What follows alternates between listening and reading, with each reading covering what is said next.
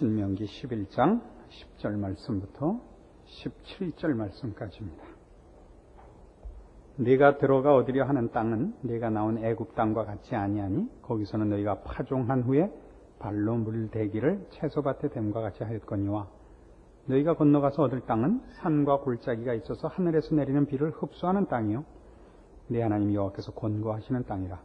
세초부터 세말까지 네 하나님 여호와의 눈이 항상 그 위에 있느니라. 내가 오늘날 너희에게 명하는 나의 명령을 너희가 만일 청정하고 너희 하나님 여호와를 사랑하여 마음을 다하고 성품을 다하여 섬기면 여호와께서 너희 땅에 이른 비 늦은 비를 적당한 때에 내리시리니 너희가 곡식과 포도주와 기름을 얻을 것이요 또 육축을 위해 들에 풀이 나게 하시리니 내가 먹고 배부를 것이라. 너희는 스스로 삼가라. 두렵건대 마음에 미혹하여 돌이켜 다른 신들을 섬기며 그것에게 절함으로 여호와께서 너희에게 진노하사 하늘을 닫아 비를 내리지 아니하여 땅으로 소산을 내지 않게 하심으로 너희가 여호와의 주신 아름다운 땅에서 속히 멸망할까 하노라. 이제 가나안 땅은 그 전에 이스라엘 백성이 종되었던 애굽 땅과 다른 곳입니다. 거기는 젖과 꿀이 흐르는 땅입니다.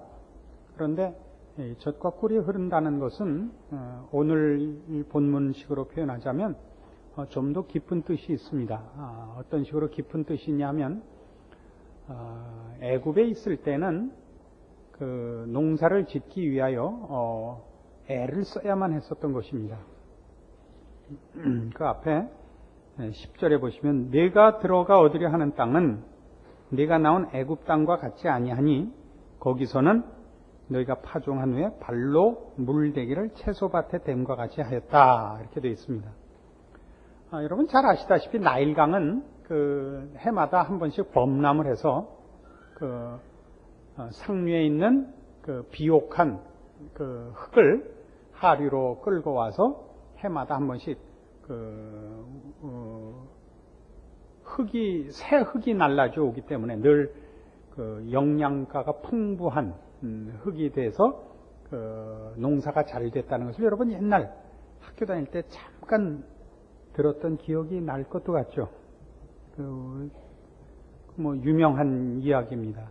그 대신에, 그러니까 그 나일강 유역은 그 물이 자주 범람하기 때문에 관계 시설을 잘 해야 됐던 것입니다. 그리고 여기 나오는 것 같이 발로 물대기를 채소밭에 댐과 같이 하였다 하는 것 같이 그 관계 시설에서 이제 물을 이쪽 저쪽으로 옮기는 일에 그 이제 물레방아 같이 이렇게 만들어 가지고 발로 밟아서 물을 이렇게 넘기는 그런 식의 그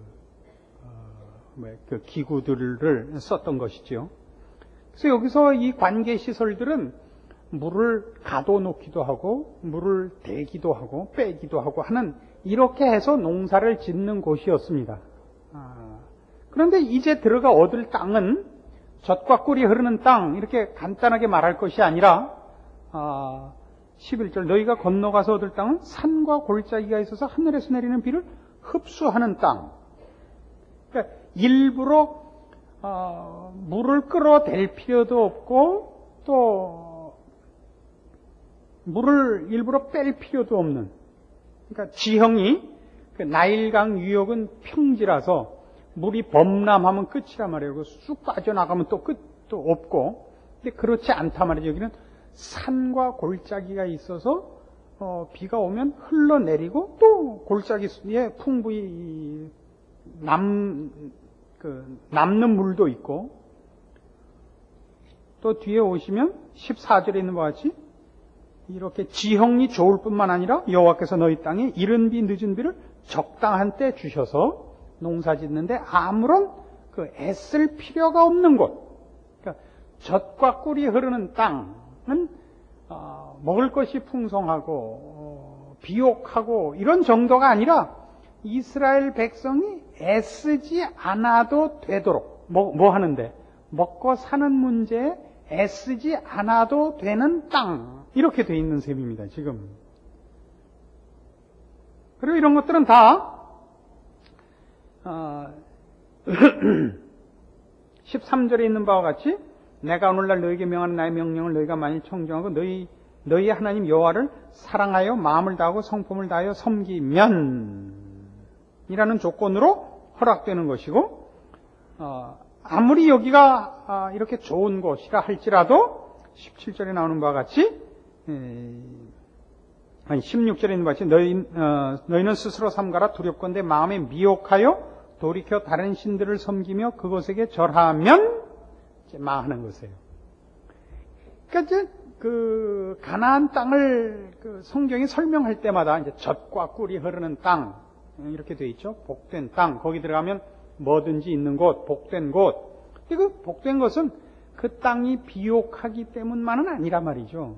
그 땅은 먹고 사는 문제는 지형적으로 혹은 무슨 하여튼 토질적으로 무슨 모든 기후 조건이 이렇게 돼 있는 이런 식의 표현으로서 우리에게 암시하는 것.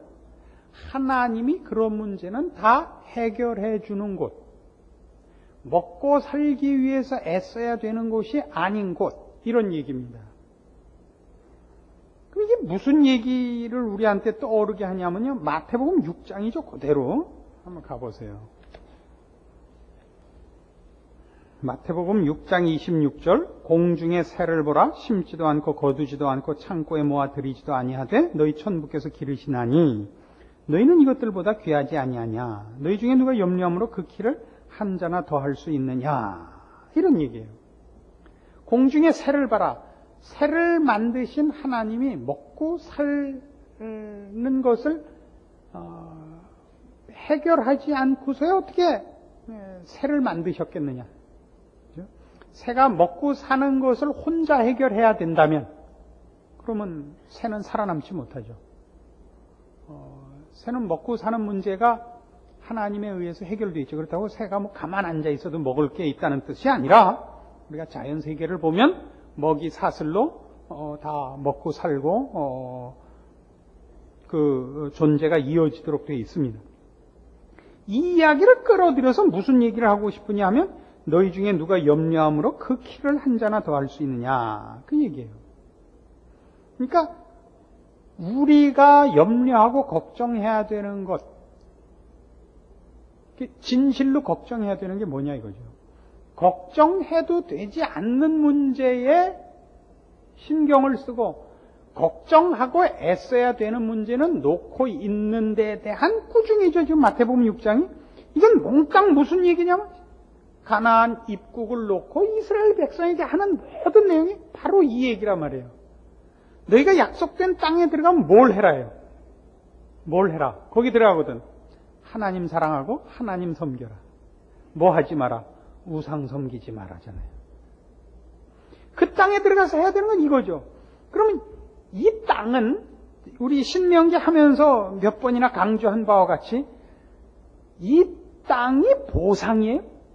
이스라엘 백성이 하나님 앞에 잘한 것, 순종하고 신앙을 지킨 것에 보상이 되냐 말이에요.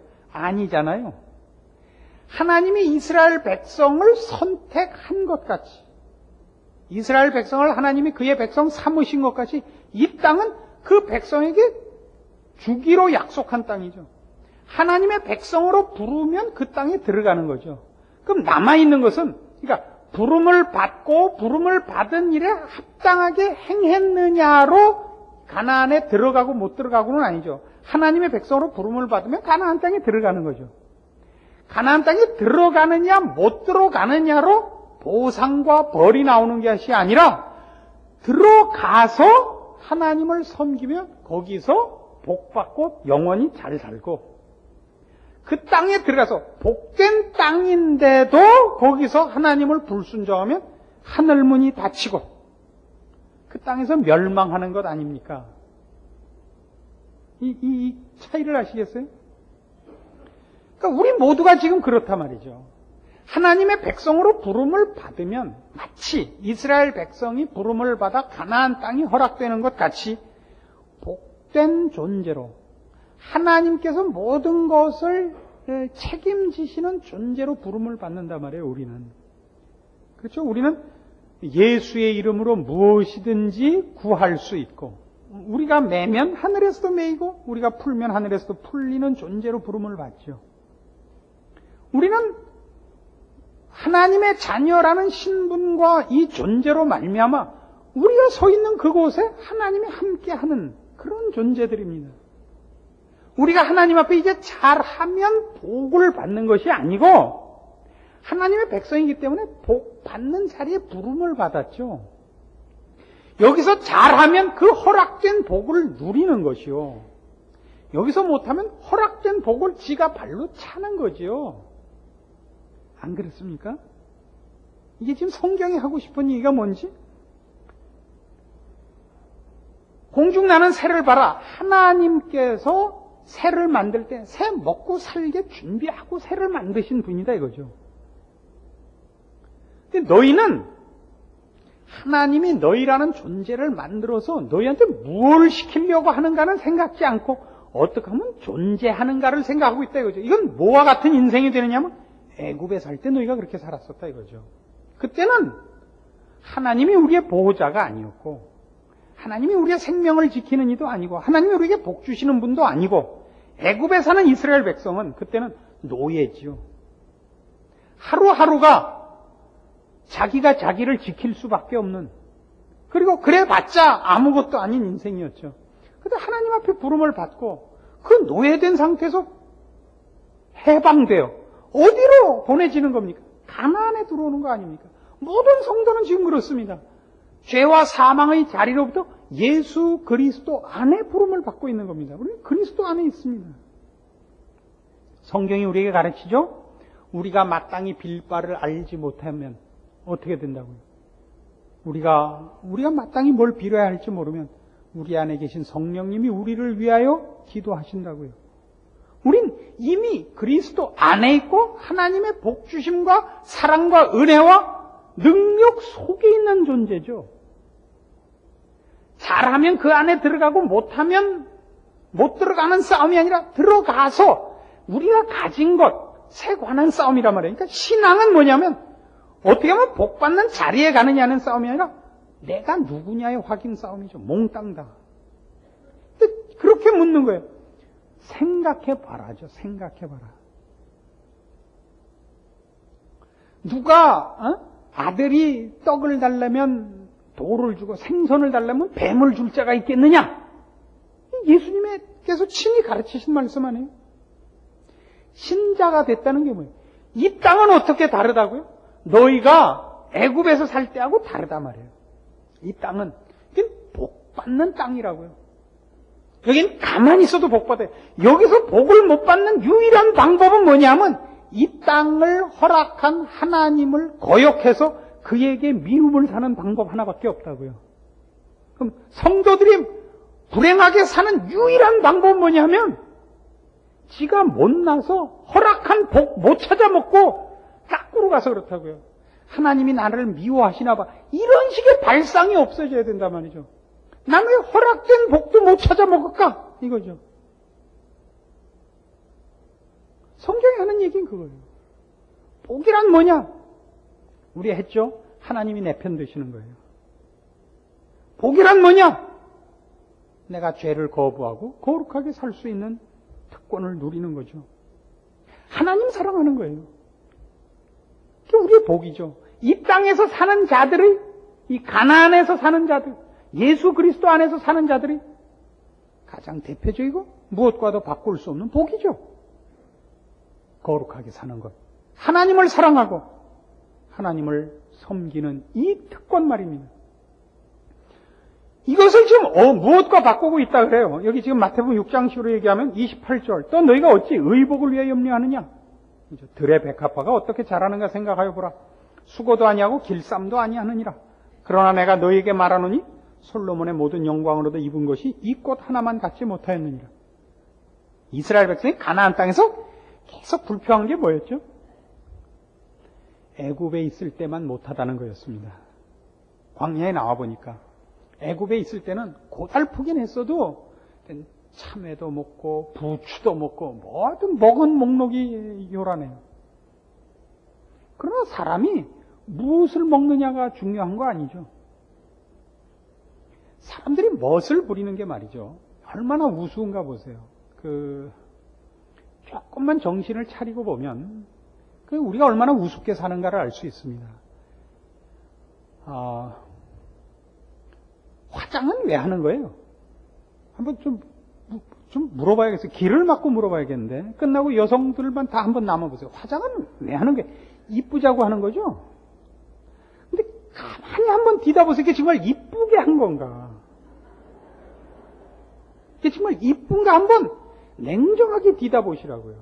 화장은 이쁘려고 한 게 아니라 나 화장했다 같아요.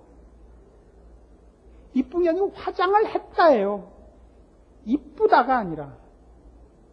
그러니까 우리 이렇게 말해서 참 죄송합니다만 우리가 얼마나 이런 문제에서 속고 사느냐 하면 우리나라 자동차 문제에서 제일 그러니까 우리나라 지금 사람들이 얼마나 머리가 안 돌아가느냐를 나타내는 대표적인 게 그랜저 많이 팔린 거거든요. 지금 신형 그랜저는 좀 나은 것 같은데요. 모르겠어요. 나 직접 안 몰아봤었는데 구형 그랜저는 여태껏 인류가 만든 차 중에 제일 못 만든 차라는 거거든요. 그게 굉장히 무거워요. 그리고 길어요. 그 뒤가 들려있고 전륜 구동이에요.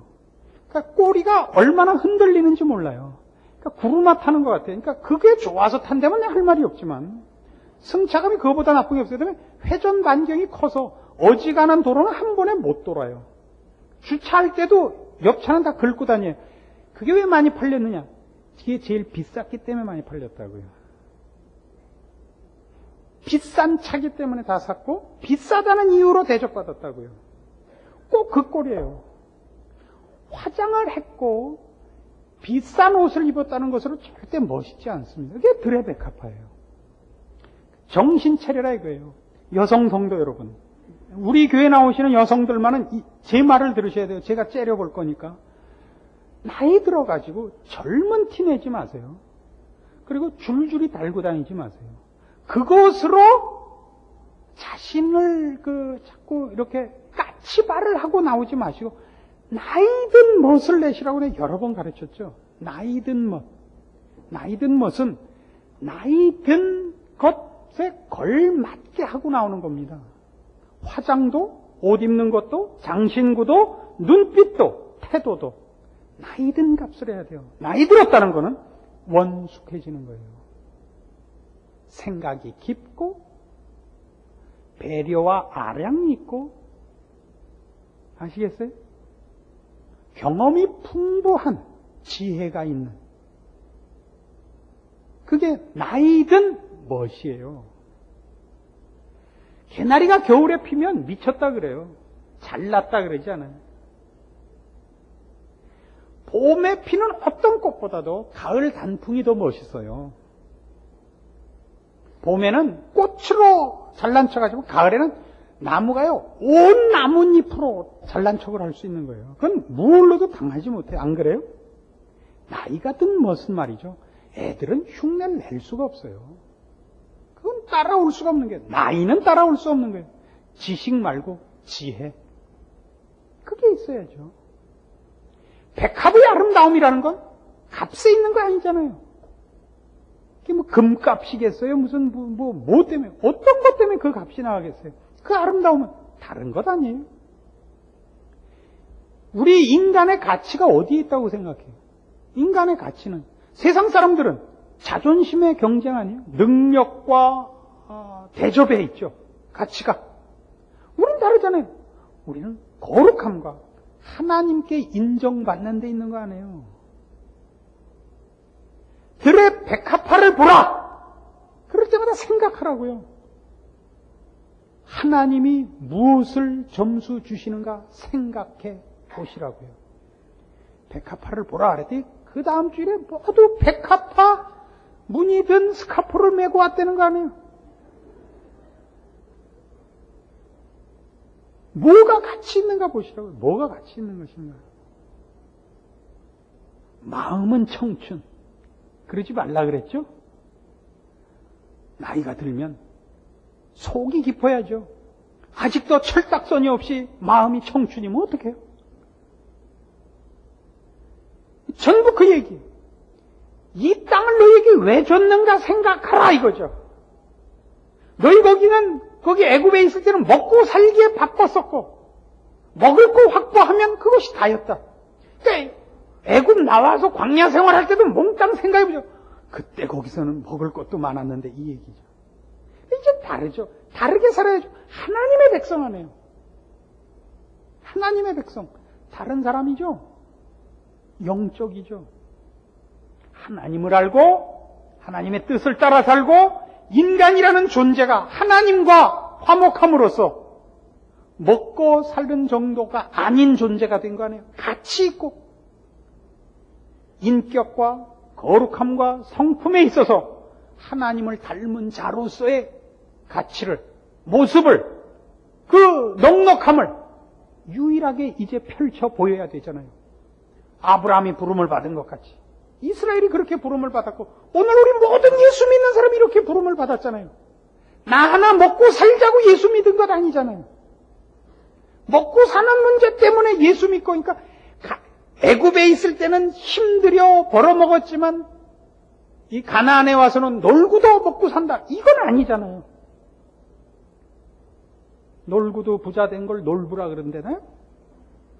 그런 거 아니잖아요. 우리의 가치가 뭔가 책임 있는 존재의식이 필요해요. 아브라함 자신이 하나님 앞에 부름받을 때 복의 근원으로 부름받는 거예요.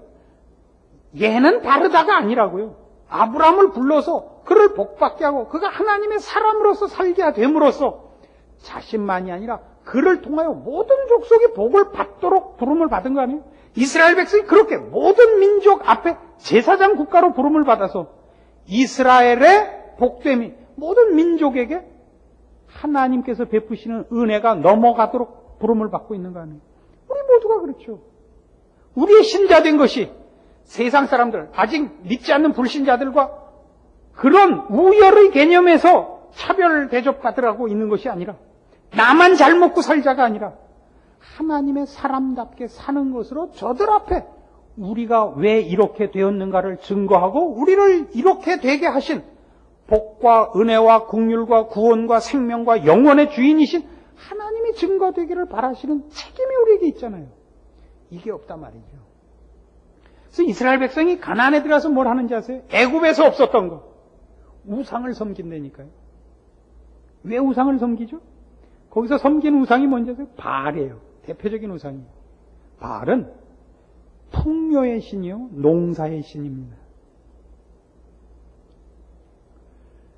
하나님께서 가나안 땅에 저들을 들여서 먹고 사는 문제를 하나님이 책임지고 저들에게 뭐 하라 그랬다고요? 아브라함을 부른 것 같이 이스라엘을 부른 것이 제사장 직분을 위하여 부른 것이요. 하나님이 누구신가가 증명되게 하시기 위하여 부른, 그리고 허락한 복인데 저들은 그 복만을 누려 먹으려고 했다고요. 그래서 바벨론의 포로가 될 때까지 긴 이스라엘의 역사 동안 이 우상 숭배가 끊이질 않습니다. 오늘날에도 똑같아요. 예수 믿는 사람들이 예수를 믿어서 잘 믿어서 복을 받는 것이 아니라 예수를 믿으면 하나님이 그의 백성을 부르면 가나안 땅에 이미 들여놓고 시작을 한다니까요. 복된 자리에 들여놔요.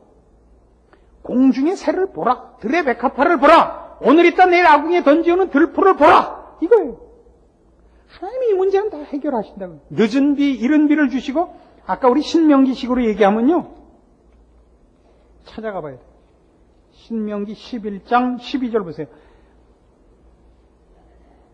네 하나님 여호와께서 권고하시는 땅이라 세초부터 세말까지 네 하나님 여호와의 눈이 항상 그 위에 있느니라. 하나님이 지켜보시는 곳이에요. 보호와 인도로서도 지켜보시고 잘하도록 그 명령을 지키기를 요구하시는 격려와 경고로도 지켜보시는 거예요. 오늘날 우리죠. 그래서 마태복음 6장이 어디로 가요? 뭘로 가요? 너희는 먼저 그의 나라와 의를 구하라 아니에요? 우리 지금 몽땅 어디로 가고 있다고요? 우리가 하나님의 자녀로 부름을 받자 우리가 서 있는 곳은 예수 그리스도 아닙니다. 예수 그리스도라는 인감 도장을 받아준 복된 자리입니다. 예수 그리스도의 이름으로 담대히 하나님 앞에 들어가며 하나님 앞에 무엇이든지 구하도록 되어 있습니다. 무엇이든지 내 이름으로 구하라. 그래야 하면 너희가 받으리라요. 이걸 가지고 뭐든지 받고 뭐든지 하나님이 우리 편을 드는 이곳에서 우리가 해야 될 것, 먹을 것, 입을 것이 아니잖아요. 뭘 해야 된다고요? 하나님의 자녀답게 살아야죠. 이 거룩함의 책임은 다 놓아두고 뭘 한다고요? 그 복을 누리기 위하여 이 안에 들어와서 바알을 섬긴다고요. 그러니까 가나안 밖에 있을 때는 바알이 없었는데 가나안에 들어오자 바알이 생긴다니까요. 그래서 예수 믿는 사람들의 제일 큰 병이 뭐냐 그러면 복 받는 자리에 들어와서 누가 받은 복이 더 많으냐 싸움이 된단 말이에요. 이스라엘 백성의 실패고 오늘날 신약의 성도들도 똑같은 전철을 그렇게 밟곤 한다니까요. 우습죠. 누가 복 받았느냐라는 비교는 참 어려운 것입니다. 뭐가 복인지 얘기할 수 없습니다. 건강하면 복이고 돈 많이 벌면 복이고 지위가 높으면 복이고 자식 잘 되면 복이고 그렇지 않습니다. 그것도 어떻게 쉬운 차원에서는 복일 수 있습니다. 그러니까 깊은 차원에서는 얘기가 다르죠. 뭐가 복일지 모르죠. 복은 하나님을 아는 것이요, 하나님이 편드는 자 되는 것이요, 하나님이 기뻐하시는 것이 그의 소원이 되는 것입니다. 언제가 제가 얘기했죠. 세상에 아무것도 무서울 것이 없습니다. 암도 무섭지 않고 전쟁이 나도 무섭지 않고 누가 와서 총을 쏴도 무섭지 않습니다. 성도들에게서 제일 무서운 건 하나님께 외면함을 받는 것입니다. 그러니까 죄 짓는 게 제일 무서운 겁니다. 죄를 짓는 건 무서워해야 됩니다. 죄는 다 유혹성이 있죠. 죄는 언제나 달콤해 보입니다. 죄를 무서워해야 되는 건 그걸 지면 하나님이 외면하기 때문에 하나님이 외면하는 것만은 하지 않아야 됩니다. 죄는 무서운 것입니다. 세상에 제일 무서운 건 그겁니다. 그 외엔 무서울 게 없습니다. 성도된 자가 해야 되는 제일 큰 소원이 뭐냐? 하나님이 허락하신 모든 이 복된 것들로 하나님 앞에 마음과 뜻과 성품을 다하여 주를 사랑하라는 이 특권을 제대로 수행해내는 그 기쁨을 누리는 것, 그것이 그의 소원이고 자랑이고 목마른 목표여야 됩니다. 이게 없습니다. 몽땅 돈 달래는 복밖에 없습니다. 그 안에 들어와서 그렇습니다. 가나안 안에 들어와서 바알을 섬긴다고요. 그러니까 예수 믿는 기독교인이 되어 그리스도 안에 들어와서 돈 달라 그런다고요. 그래도 나갈 땐 그럴까요? 그래도 돈이 있어야죠. 그럴 거죠. 돈이 있어야 됩니다. 당장 우리 살림에 돈 없이 되는 게 어디 있습니까? 돈이 생활의 한 방편인 것과 그것이 유일한 신이 되는 것은 얘기가 다릅니다. 돈 앞에 매어 사는 것이 아니라 돈을 사용해서 살아야죠. 다르죠, 얘기가. 이게 오늘 이 내용이 우리에게 왜 무서우냐 할 때 바알은 가나안 안에서 찾아온다는 사실 때문에 무섭다 이겁니다. 우상을 우리가 예수를 믿기 전에 우상을 섬기고 예수를 믿고 우상을 다 버렸다고 생각하시면 그렇게 간단하게 이렇게 풀리지가 않습니다. 이 이스라엘 백성들이 가나안에 들어와서 비로소 바알과 아세라를 섬기게 됩니다. 저들에게 허락된 복이 뭔지를 모르는 거죠. 왜 있는지 모르는 거죠. 공중나는 새를 보라, 들에 핀 백합화를 보라, 오늘 있다 내일 아궁이에 던지우는 들풀도 아버지께서 이렇게 입히시거든 하물며 너희일까 보냐? 이 부분을 모르는 거죠. 왜 우리를 가나안에 불렀는지, 왜 우리에게 예수 그리스도 안에 있는 이 특권을 누리게 하는지, 왜 우리에게 주 예수 그리스도의 이름으로 무엇이든지 구하면 받는 자리에 있게 하시는지, 무엇을 시키려고 하는지, 먹고 사는 싸움이 아닌 먹고 사는 문제를 해결해서 무엇을 하게 하려고 그러는지, 무엇이 하나님의 자녀된 고급한 수준인지, 여기에 대해서 성경이 가르치는 모든 문제에 우리는 눈을 감기 일수다 이겁니다. 이 문제에 실패하지 마십시오. 이스라엘의 실패를 여러분들이 반복하지 마십시오. 여러분 마음에서 예수를 믿는 신앙 속에 늘 슬그머니 찾아 들어오는 이 바알을 쫓아내십시오.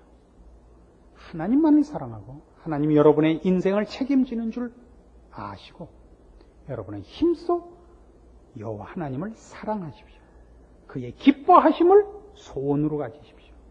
하나님이 외면하시는 일은 여러분은 즐겁을 하고 도망가는 거룩한 사람으로서의 책임을 완수하여 여러분에게 허락된 가나안이, 여러분에게 허락된 구원과 그리스도 예수 안에 있는 특권들이 빛을 발하게 하십시오. 그리고 그 일에 칭찬받는 여러분들 되십시오. 기도하십시다. 하나님 아버지 은혜를 감사합니다.